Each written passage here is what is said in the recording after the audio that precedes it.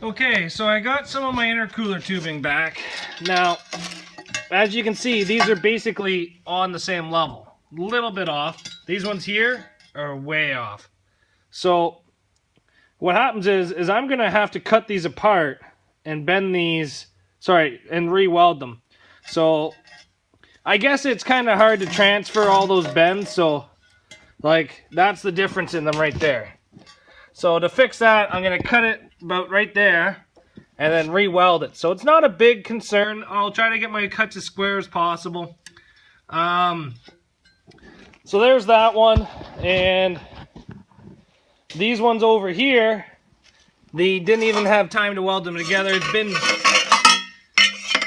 been 2 weeks, so I've got a little frustrated of waiting, and I'm just going to see how well I can put all these together and see what I can become of this. So I think I'm going to have to cut quite a this apart and re-weld quite a bit of it, but who knows.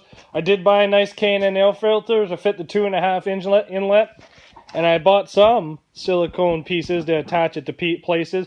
But again, that I had to order a lot of pieces, so it might be a while until the rest of them get here. So I'm probably going to spend all day today cutting these, trying to figure out how they go and put them back together. So I guess let's get started.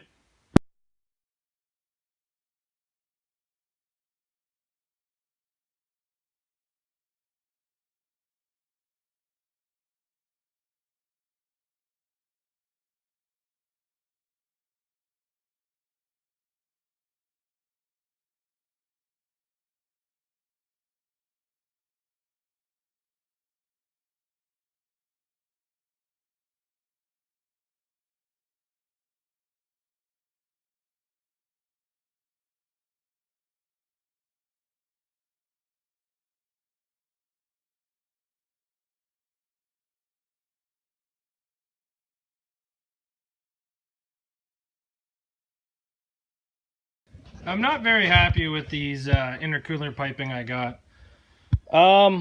Basically, I'm having to cut every single one again. Like, as you can see, all my marks. Then I'm going to have to start cutting that. Even the one that only had 2 bends in it, I had to recut and do. Because, I don't know. Maybe building all this stuff out of PVC piping and supplying it to them that way is not the right way to do it, but I thought it would give him a hard piece of reference that he can go off of, but nothing's working. I'm having to basically cut apart everything I got. Giant waste of money in my eyes. I'm not going to say the company name because, you know, he really tried and he's having family problems or whatever, so let him go. So far all I've got done is my air intake, which was the easiest one. I had to cut 1.25 inches out of it, and then bend it about 30 degrees and re-weld it. And then I did put this nice hanger in there that I will paint that's welded right to the, it's not to the actual valve cover, it's to the valve cover hold downs. So that one's basically done. Everything fits the way I want it to fit now. Again, I have to get one more clamp for there, and the air filter's on. So that's what I wanted to do with that. I wanted to take air from the cold side of the motor and pull it to the hot side, because this is the side with the exhaust. So that's done, which is nice. Now I get to get started on the really hard to do stuff, which is the intercooler tubing. So let's get started. So I sent these away to be pressure tested today, and all my welds were good. There was only one spot on each pipe that had to be soldered. It says they're good for up to about 65 psi. Realistically, that's probably double what I'm going to be putting through this motor.